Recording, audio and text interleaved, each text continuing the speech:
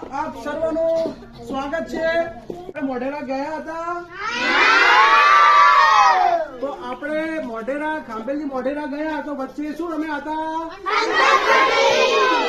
અંતાક્ષરીમાં આપણે સરસ મજાના ભજનો, ગીતો, કવિતાઓ બધું ગાયા હતા ને. એમાં આપણા બેન ધ્રુવિયાબેન ની ટીમ જીતી ગઈ હતી.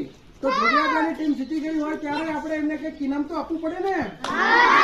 બસ તો હું ફટાફટ આ ગયો અને આ હો રૂમ લઈને આવું છું. તમે બધા અને આપણું ઇનામ આવી ગયું છે.